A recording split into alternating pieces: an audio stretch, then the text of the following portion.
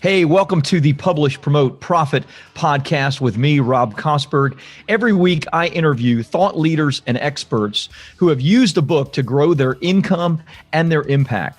So tune in weekly for these interviews so you can learn how to use your own best-selling book and go from hunting for clients and opportunities to instead being the hunted.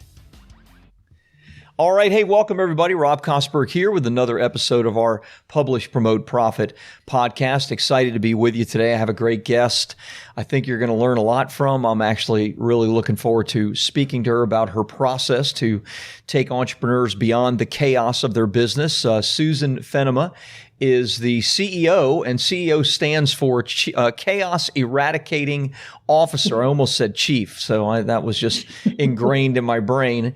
And your business, of course, is Beyond the Chaos, a consultancy for small business owners to simplify their operations and manage their projects so they can grow their businesses and get their lives back. Love that. You obviously have 30 years of operations and project management experience. So I imagine you've developed your process from that time. And of course, living in McKinney, Texas, it says when you're not making multi-course dinners, you enjoy Texas A&M football games, go SEC, and Blackhawks hockey. So Susan, great to have you on the podcast. Thanks for being here with us today. Thanks for having me, Rob. I'm looking forward to this. Yeah, it'll be fun. We were chatting, obviously, just a little bit before we got started. And, volumes of material have been written. I think probably the E-myth comes to mind the most for me of small business owners that become trapped by their business. And that may be because of how they got involved in it, or it may be because of not knowing what they don't know. And in your case, I'm sure that that's a part of it. So maybe, let's start a little bit from the beginning. How'd you get involved in it? And did you have your own kind of problems and mistakes that you had to work through? Or what did that look like for you in the beginning?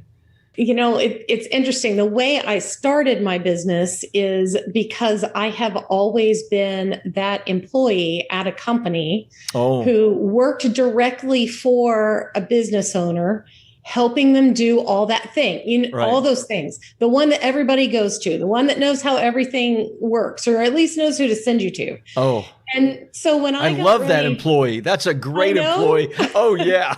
I worked at a lot of places where everybody's like, "Oh, you need a Susan. I need a Susan." So, there was always that. And I love the way that makes me feel, makes you feel really needed. Yeah. And when I left my last company, part of why I left was I wanted more. And I just kept thinking over and over, why would I keep only working for one at a time? Right. And so that's where the idea came about of fractional COO type work. I was going to ask you about that because I saw that on your LinkedIn and I've never seen that before. I obviously fractional CFOs are common, but I'd never seen a fractional COO before. That's a very, very cool way to put it. Well, and for the companies I work with, which are usually 25 people or fewer, hiring a COO full time, that is expensive and it is a long-term obligation and probably substantially more than you need. Now, once you get to 25 people or more, you probably need someone like me, even if it's not at the C level, maybe it's an operations director or something like that. But up until that point, really hiring one full time, it's a lot of money to put out. Yeah. And it's all overhead, right? Yeah. It's operational stuff. The only time you can make money back really on somebody like that is if they're also doing project management for your clients and you have clients that require that. And then maybe you could bill some of that out, but you're not ever going to capture all of it. And one of the things I learned throughout my history is that first year and a half, man, the impact that you can make on a business while you systemize and develop processes, it's huge. Yeah.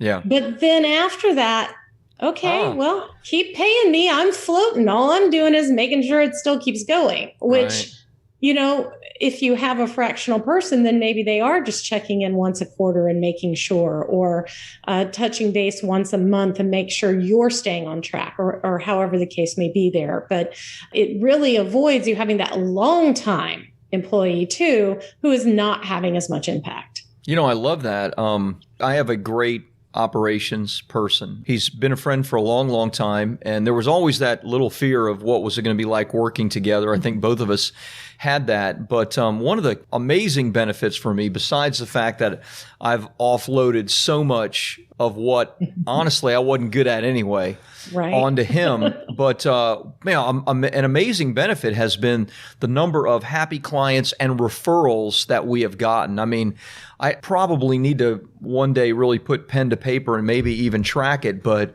it's pretty considerable what happiness and happy clients leads to when it comes to real business growth. So I'm sure you've seen a lot of that as well in what you do. Cleaning up that fulfillment process is definitely part of what we do, whatever that fulfillment may be. And in our case, it's professional services type work. Yeah. But there are absolutely operational experts and even fractional COOs for manufacturing type companies and product-based companies. That fulfillment part, it doesn't matter how much you sell. If you can't fulfill and make somebody happy, you want to make sure that they're coming back, that they give good reviews, that they will refer other people. They buy again. Right? The easiest client to keep is one you already have. Yeah. So what are you putting in place to manage that client after they become part of your team or part of your business? I even look at that person taking that first step from entering into your sales process. However they come in, what is their path all the way through to when they are giving you referrals? Yeah. What does that look like? And what are those processes all involved along that path to keep them moving towards that end goal of happy customer? Love that. Love that. So tell me, I mean, you've seen a lot, I'm sure, not just in businesses that you've worked for, but in this fractional role that you do as a consultant now.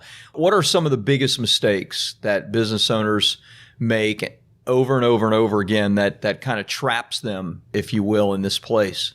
There's two that are really big. One is, I don't want to say that they're penny pinchers, but maybe it's more believing I can or have to do it all, and I don't want to spend money on that. Gotcha. So you're spending hours and hours and hours on building your website, which is not your skill set. Right. But that's what you're going to do because this one time you took a class and you learned WordPress.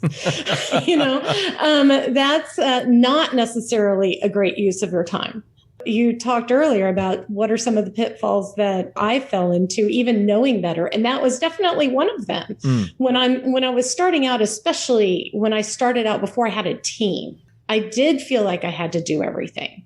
And there isn't money to give away. Right. To give away. I'm doing air quotes for those of you who can't see. Because it's not really giving it away, right? It's investing in something that somebody can do better than you. Yeah. And that's one of the main things is realizing what that hourly rate is for you and then figuring out what all of those other tasks are worth. Yes. So if you're a $200 an hour person, say that that's what your rate is, then is responding to every single email that is about a potential meeting.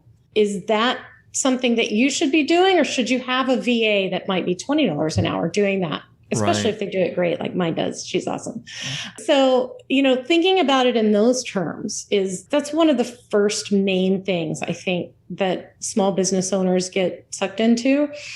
And the other is not having any process so that they cannot delegate. So when you say it's just too much, you've finally given up. I'm going to get help. I know I should get help. Man, nobody does it right. Right. Nobody does it the way I do it. I have to do everything. It comes back to that. And that's a process issue. That means it's all in your head. It is not written down in a way that is reproducible by someone else. Yeah. And this prevents you from scaling your business. If you have to own every single thing in your head, then you can't scale. It needs to be simplified and it needs to be systemized. Nice. I love it. I love it. And I'm actually interested in your VA that does your email. She's great. She's super great. That's like one thing I've never let go of, and I probably need to let go of that, especially as my email is just floating around the whole world. It's something I need to let go of. So that's good. I really like that. That's okay. So with those two things in mind, those kind of two, big block things, talk to me about like your process. You mentioned, maybe it was while we were talking or before, that you have a 3-step process that you use. So tell me what your process is and how does it fix or fit in those two big gaping holes? So the first step in our process is that systems set you free. So we spend some time with you digging out all that stuff that's in your head. Yeah. Getting it down, I would say on paper, but no, not on paper, somewhere in the cloud where all of your team, whether they're in your office or virtual, can access it and know what the expectation is. Yeah. Getting all that set up. Now, here's the big part of this. That doesn't mean you're done. You're never done with process. Yeah. It evolves and grows with you over time. And you use it and grow it. We make changes to ours all the time because something comes up or there was a question. And if that question came up, then let's make sure it's clear the next time. Other great part about setting up the structure is that now when something goes wrong with an employee, you can blame the process instead of the person. And that's so much easier. Now, down the road, you might find that person just can't follow process. That's a whole other thing. But it's so much easier and less confrontational if you are starting with, hey, that is not the outcome that I, as the business owner, was expecting. I read this way. Where did we go wrong? Nice. Let's fix it. And then now you've educated, you've updated, and the next time it shouldn't happen again. Yeah, it becomes what is it about the process that's broken rather than why are you incompetent, which is never a good and easy conversation to have. Yeah, that's great. And not fair, right? It's not fair. It's not fair. And most of the time what you get is a better process, a better relationship. Yeah. And now you're teamed up together to make this happen. Yeah. Because you're putting your vision into it too. They're now seeing what the vision is that I, business owner, expect and want my business to look at. So we start with that. We dig in deep and we spend probably about a month digging into what are all the tools you use? What does your team do? How many team members do you have? What hurts you the most every day? Where are you wasting time? We start with that. And then the next thing that we look at is how we start implementing all of it. So writing the processes, perhaps managing the projects, especially if you're a software developer or creative agency. If you don't have a project manager as part of your team, that can be a real sap on the business owner of managing all those details every day. Right. So getting that off the plate, making sure you have the right tools for everything from sales to your project management tool to even, how are you sending out proposals? If you need to send a written proposal because, for example, you're a software developer and you want to make all the specs clear or something, are you sending them a Word document in your email that they can't sign? Make it easy. Are you using a signature software? Yeah. That type of thing. How do you get paid? What software are you using to get paid? All of those things are things that we look at to help kind of walk you through that whole system. In that project management piece of it, which is the second piece there, we're looking at what is repeatable? What types of projects are you doing over and over again? Let's put a template in place so that we're always starting in the same place and we don't forget something and have to come back to it. Right. That's also where you get quality control, is when you start building that kind of thing too, so that you're making sure that the copy gets proofread and those steps that might go by the wayside in an emergency. And if you plan it better, there will be fewer emergencies. Right. So that's part two. And then part three, is really managing your interruptions. Now that you are the business owner and you have delegated and you have systemized and you have good project management in place, how are you handling your day? How are you not responding to everything and instead driving everything?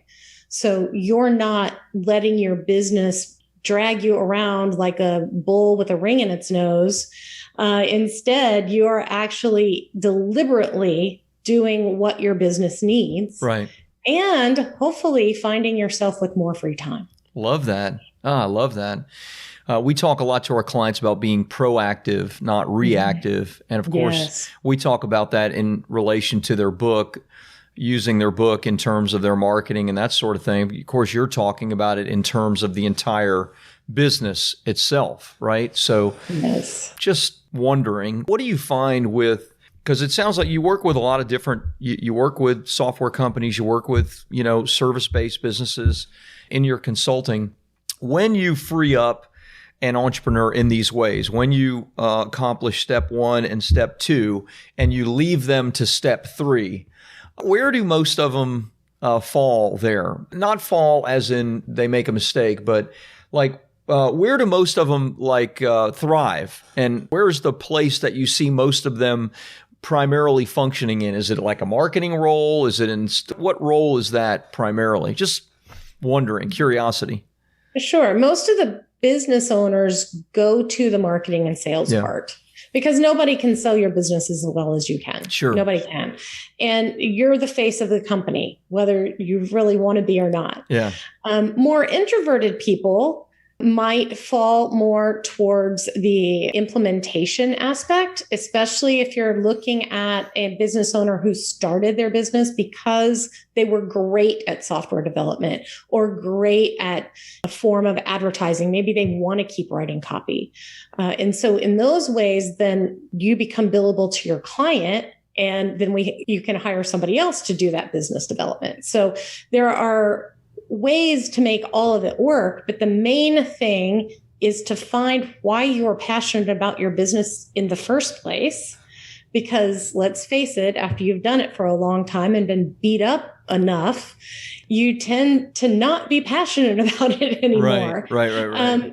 What do you love to do? And let's make sure there's time for that in the schedule that we plan. So calendaring is a big thing that I use with that. Yeah. And making sure that whatever that focus is, whether it is sales and marketing, whether it is actual implementation, that you are allocating the right amount of time every day to that job, job you've made yourself. Yeah. The thing that only you can do. And perhaps or that you love to do. Yeah. Or that you love to do. Yeah. Love that. So, oftentimes the cobbler's kids don't have shoes. Just wondering where, in a moment of honesty, where you find yourself maybe in error in this process, just in your own business. Like what's the toughest part for you? That's a great question and very fair because we're not all perfect. And what we're talking about is hard to do. Yeah. So, I definitely, cobbler, the last to have the shoes, didn't get my sales process systemized that well until last spring. And once I was able to hand that part off, I was just able to see how this could grow and how everything can scale and how other people can understand my vision and be able to implement it. Just by creating a simple package. What I was selling was too hard. Nobody could do it but me. Nobody could do the first part but me. We could get to the implementation and they could do it, but I had to do all the first part. It was too hard. Wow. So I had to actually look at, what am I selling? How do I make it simpler for my clients to understand? And then how do I make it so that my team can actually implement it for me? Because they were perfectly capable. I just hadn't figured out how to get it out of my head. Yeah. And so we did that last year, and I'm really starting to see it roll out so beautifully so that I get a check from a client and we say, hey, client, here's your consultant, and they go. Yeah. And it's great. That part has been great. But yes, that was definitely a struggle for a while. That, and also trusting somebody with my emails. Like yeah. Talking about, that was hard. Back to email, yeah. And I kept saying, oh, I don't have an email problem. And I didn't. I mean, my inbox was always at zero. It's still always at zero. But like most business owners, and I still do this, man, I'm stressed. And if I just go and open my email, I can get things done, supposedly. But you're not getting anything done. You're just wasting time. Right. Right. Very true. And so, it feels like you're accomplishing something, but you're not. But now I've gotten to the point that, except for those few times that I feel like I need that break, I can actually not look at my email all day. My team alerts me when something's important, and they leave the things that I need to respond to for me to do later in the day. And now it's not also distracting me from the things at hand. Yeah, imagine you're more productive than ever. Yeah. Even if I have to go in and reply to something, I still have to curb myself from looking at everything else that's in there. So that can be a challenge too. So I'd say those are probably the two things that took the longest to get there. And I'd say right now, there is still part of the sales process in my head. I am the only one doing that part. And that part is in my head. But at some point, it does get cut off, and my team is able to even help me with that. Yeah. All of us, I think, that are entrepreneurs start in a similar way, right? I mean, it's about, we're all in two businesses. We're in the business of the magic that we provide to clients, right? Of course. But we're also in the business of client attraction, getting the next customer.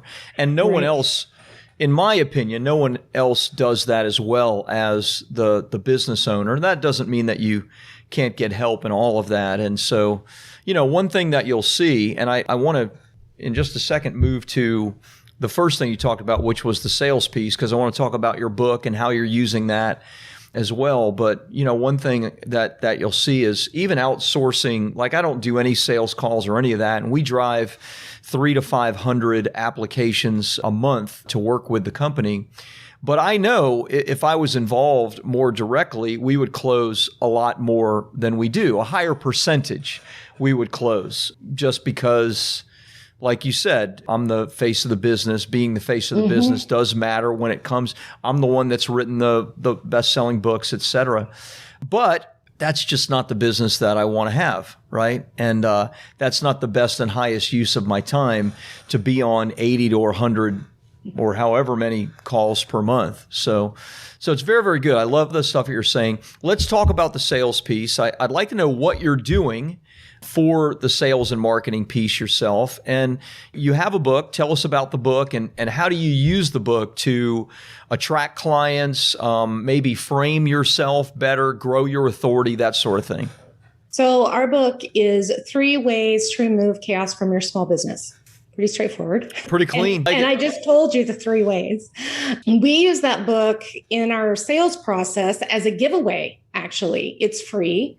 You can download it on our website. Yep. And it pushes people through that process. So the first part is educating them. And that's what this book is for. It is that education. And then at the end, we're giving them the opportunity to fill out an audit. In that audit, we ask a bunch of questions, and then we go through all of those and we prepare 3 customized suggestions for them to improve their business based on those questions. No kidding. And that begins our sales process. Yeah. So that call is our sales process. Nice. Are they 3 solutions based on investment level? Is that how, what are the 3 different various levels of solution? It's usually not levels based on income. It's usually flat out suggestions. Okay. You could try this kind of thing. You try this tool, use this tool differently. Right. You need to get a handle on this area, look at a bookkeeper, those types of things that come out of looking at a bunch of businesses over time and being able to identify from that pain that the client is experiencing some ways that it could help them. So very free to take that, run with it yourself. Yeah. But then we complete that with a sales process at the end where we talk through, what we're going to do. And so the book was intended to educate our clients, but it also gives some authority to what we're doing. And it makes us appear as though we have a process, which we do. Yeah. So it has been threefold, really, in helping us be able to explain better, just like you were asking. I haven't heard of the fractional COO. What is that? Yeah, it's great. That might be a cool title for a book, Fractional COO. Yeah, that's cool. It's a great, because everyone's heard of a fractional CFO. I don't know that I had ever heard of a fractional COO, but I get it. And even your honesty in that there are diminishing returns once systems are put into place and processes are more fully developed, though they continue to develop over time, there is diminishing returns unless you're like deeply involved in customer service and other things, which as a fractional COO, I imagine that that's not the case. You don't need to be. You don't. And, yes, a manufacturing company, for example, might need more help as you install new equipment, as you do all of these types of things. And I think even with a services businesses, as you start to grow, there are going to be turning points where you need a few more tweaks, where you need a little bit more pizzazz or something to make things run a little better. But it's not always. You can build something that you can work on. And as long as you're good at maintenance of it, it will continue to work. Yeah, love it. Susan, thank you. Thanks for sharing. What a great interview. I've thoroughly enjoyed it. I don't think I like implementing those things as much as I like talking about them. You're not alone. Most small business owners, they are so creative. That's why they started their business. Yeah. They are horrible at follow through. Horrible. So that's why you need someone like me somewhere. Yeah. I totally agree. Totally agree. So tell us best places for people to find you, get a copy of your book, that kind of thing. Where can we send them? Go to the website, beyondthechaos.biz/ebook. Okay. You can download it there, and then all the contact information is available there too. Great. So beyondthechaos.biz. And then / ebook, but they'll also find at the .biz address, they'll find all the information on your business. It'll even be on the ebook page. Yeah. You have one-stop shopping if you just go there. Awesome. Love it. Love it. Well, thank you. Thank you for being here with us. Thanks for sharing your wisdom. And I hope you're able to help a lot of small businesses out of the chaos.